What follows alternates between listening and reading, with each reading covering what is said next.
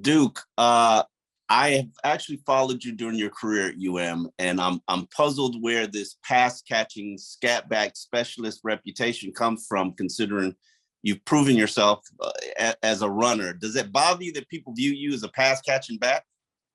No, honestly, not anymore. When I was younger, and I came out of college and, I did what I did in college and I thought I proved myself that I could do it. And, I didn't get the opportunity to do it when I was younger. Yeah, it used to bother me when I was younger. But as I got older and more mature and more years in the league, I learned that I can't control that. There's nothing I can do about that. So whatever the role that I do have, I have to embrace it and move forward. And that's kind of what I did. Where do you think that came from? The pass. No idea, to be honest. I really can't tell you. I don't know. I think it's because I can catch the ball. I think that's something I can do. And I really can't give you a definitive answer on why or how that came about. I can't. But how important is it for you to prove that you can be a running back? I don't think it's important for me at this stage in my career. Not really. My thing is just doing whatever they ask, whether it's running, catching, special teams. I don't really care to prove anything to anyone anymore because I know who I am and what I can do, and that may not be what the team needs. So, I'm not at a proving stage anymore.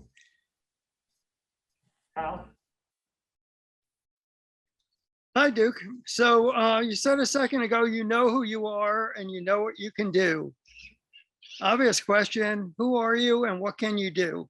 I'm Duke Johnson and I can do what the team needs. Well, tell me about your confidence in being able to run between the tackles, because we saw you getting some tough yards the other day and maybe it opened some eyes. Where does that ability come from, do you think? To run the ball? Yeah, just in terms of your determination, strength, what is it that enables you to be as effective as you are getting tough yardage? It's a mixture of things, and I think it's not mainly just me. I think it's a mixture of play calling, blocking, and well as me just being trying to be as physical as I can to get every yard I can. But it's not just me. It's not just a Duke show. Like, I know it's getting portrayed as I did everything, but that wasn't the case. And what are your expectations now that you put up the 107 last week? What are your expectations for yourself moving forward in this offense? The same expectation I put on myself every year is to make the plays when my number is called. Whether it's 22 carries or 2 carries, is just make the plays and be as efficient as I can when my number is called. Thank you. David? Hey, Duke, can you talk about the dynamic of the depth at running back on this team all of a sudden? What's it like now being in a more crowded running back room between you proving you need to be on the field, Philip Lindsay coming back, we know what he's capable of, Myles Gaskin, Savon Ahmed now having more time under them since their return?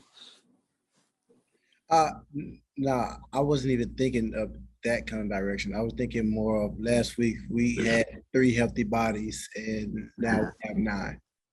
I wasn't thinking of the actual talent around the backfield. We was kind of depleted last week and now we have 9 guys. So I don't know. We all kind of we all had the same mindset, which is do what we need to do and do what we ask and do what the team needs.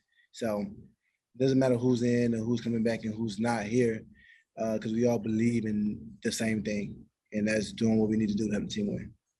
Cool. And this Saints defense, obviously very good against the run, just came off a shutout of the defending Super Bowl champs. So what stands out to you when you watch them?